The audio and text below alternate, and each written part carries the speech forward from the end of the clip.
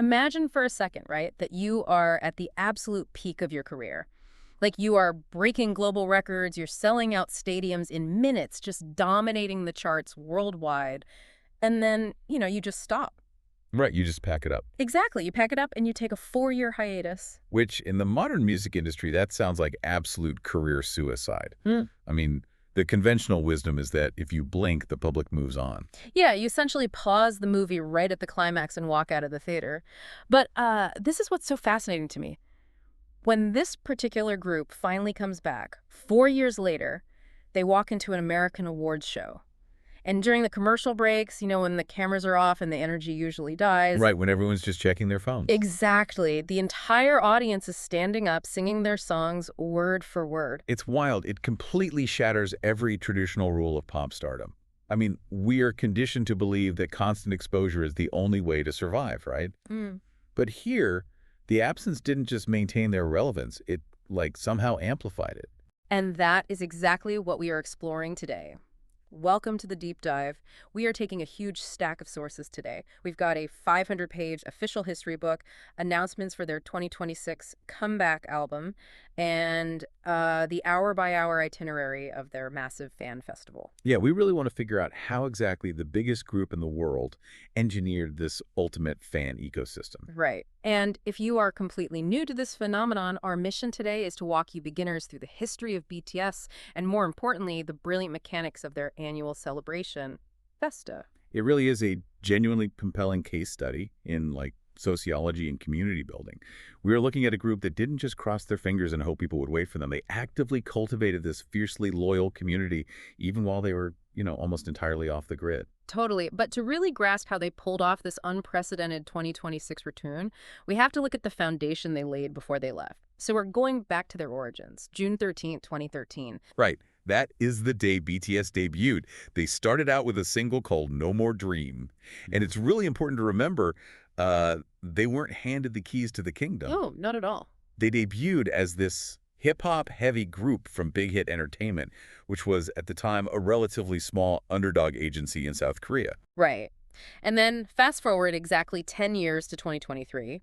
To chronicle their first decade, they drop an absolute brick of a book. It's an oral history called Beyond the Story, 10-year record of BTS. And the scale of this project is what really stands out in the sources. I mean, this isn't your standard, glossy celebrity photo book with a few pull quotes. Yeah, it's massive. It is a 544-page historical text. It was written by journalist Kang Mayon-suk, who interviewed all 7 members extensively.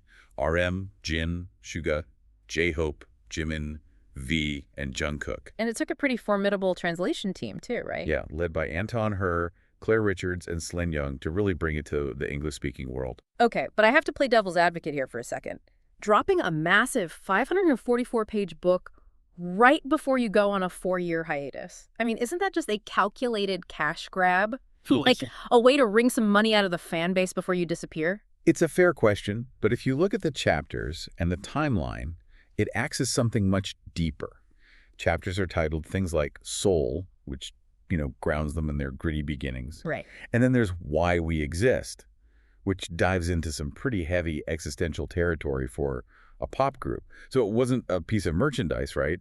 It was a definitive historical record designed to cement their legacy before they stepped away. And they even tied the release date, July 9th, 2023, directly to the 10th anniversary of the founding of their fan group, ARMY. Exactly. It's a very specific honoring of that relationship. But, oh man, we cannot talk about the release of this book without talking about one of the funniest crossovers in recent pop culture history.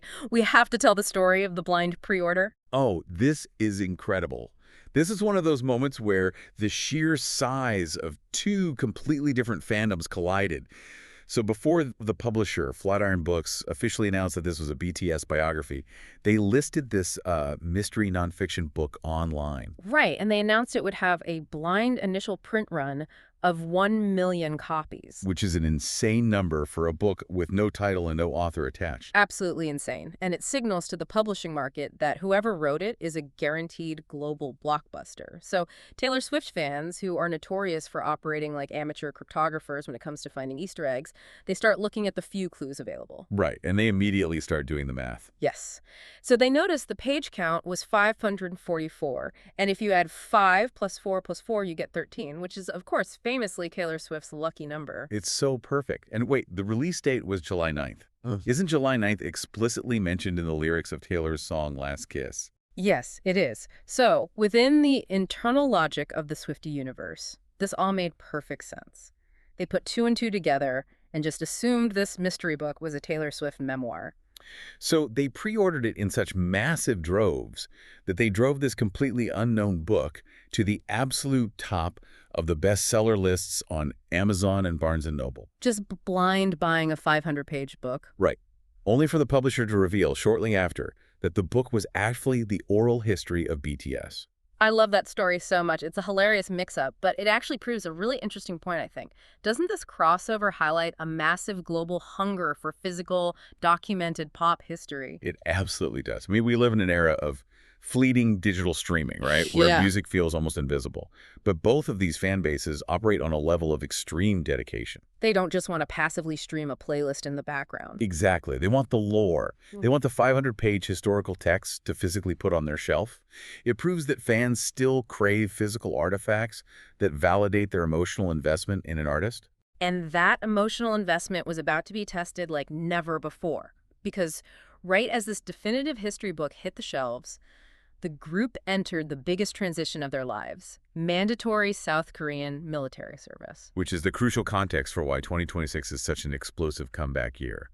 By late 2022, they began this collective pause that would stretch all the way to mid-2025. Right, they staggered their enlistments.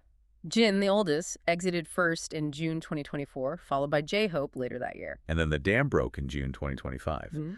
RM and V finished up, and literally days later, Jimin, Jungkook, and Suga concluded their service. They were finally all back together. But you know, I was reading the sources about how their agency, Big Hit Music, handled these discharges, and it was surprisingly quiet. Oh, very intentional.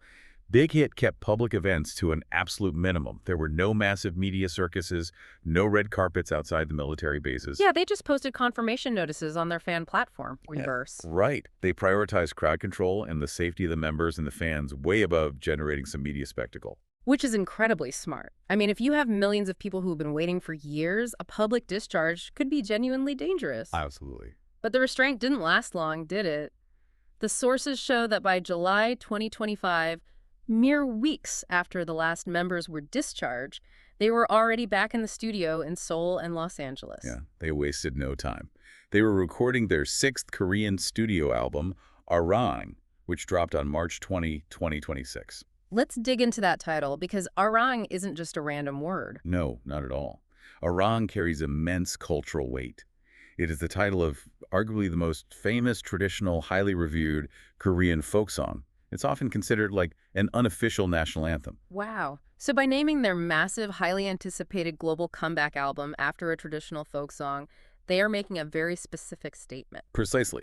BTS is bridging their current status as unprecedented global pop superstars with their deep cultural roots. It's a way of saying, we went out into the world, we reached the absolute pinnacle of Western pop culture, but we're still fundamentally connected to our origins. That's powerful. And the production credits reflect this too.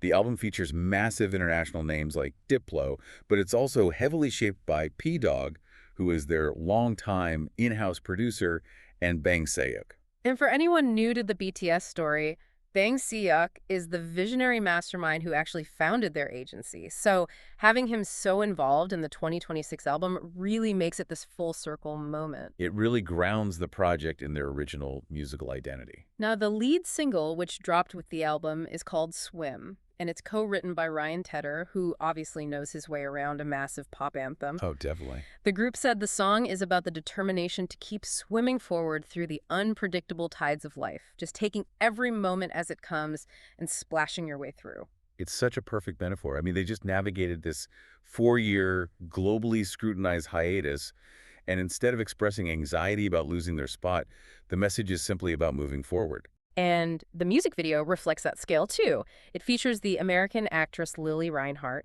and it's shot on this massive sailboat in a stunning nautical setting. But I want to talk about the reception, because taking 4 years off is a huge gamble. Right. So we look at the 2026 American Music Awards as the ultimate stress test. Right. Did the hiatus dull their cultural impact? And the answer is a resounding no.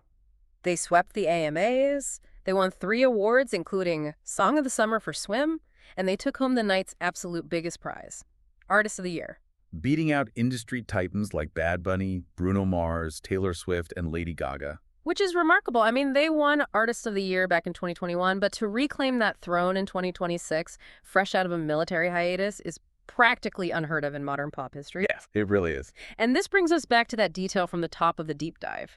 Yahoo Music reporter Taryn Ryder was reporting from the MGM Grand Garden Arena during the AMAs, and she wrote, "Despite the commercial breaks, everyone was singing along to BTS songs. I have never seen such a venue." Yeah, and Variety echoed the exact same sentiment. They noted that the break in military service did absolutely nothing to cool the love of the fans. Earlier, I used the analogy that they paused the movie and the fans just sat in the theater waiting, but that's actually too passive, isn't it? Way too passive. Based on what we're reading here, it's not just that the fans stayed in the theater waiting for the movie to resume, it's that the band left them the script, the props, and a massive behind-the-scenes documentary to study, dissect, and play with while the projector was off. That is a much more accurate way to look at it. The fan community is deeply active, not passive. So how do you build an ecosystem that robust? How do you engineer a community that stays that active and engaged when there are no live tours and no new group albums for 4 years? Well, you don't get that kind of loyalty by accident. You have to actively build and nurture a space for it. And for BTS, the primary engine for sustaining that community is FESTA. We are diving deep into FESTA now. For anyone listening who hasn't experienced this, what is it? Fundamentally, FESTA is an annual multi-day festival leading up to the anniversary of their debut on June 13th. Okay. Most artists, they might post a nice thank you graphic on Instagram to mark a career milestone, but BTS treats their anniversary as an entire season. A season? Yeah, they drop a highly curated schedule of exclusive, completely free content as a gift to the fans. It is an institutionalized period of celebration. And since 2026 marks their 13th anniversary and they are finally back together as a full 7-member group, this year's FESTA is the climax of our deep dive. We have the schedule from the sources here, and rather than just reading a calendar of dates, let's look at the different types of content they drop, because the psychological balance here is brilliant. The balance is key. A successful FESTA relies on contrasting high-gloss spectacle with extreme, unpolished intimacy. Exactly. So on the spectacle side, they kick things off on June 4th with the BTS family photo, which is this highly stylized conceptual photo shoot featuring all 7 members. Right. Then on June 5th, they drop an official performance video for Hooligan, a track from Arirang giving fans this hyper-polished, permanent version of their intense choreography. See? That satisfies the desire to see them as the untouchable global pop stars.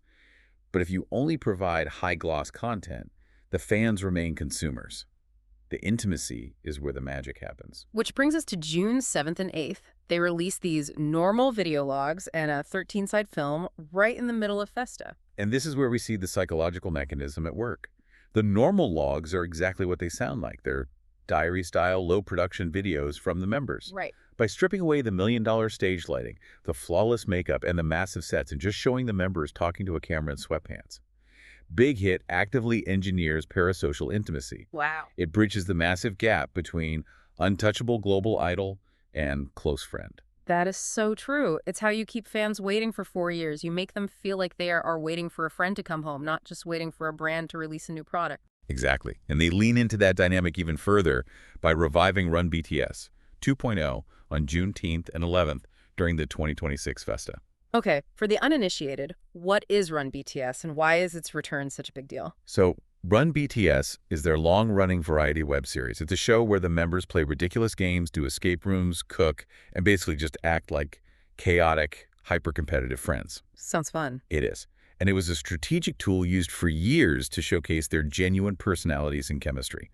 So bringing it back in 2026 as 2.0 is a massive emotional payoff.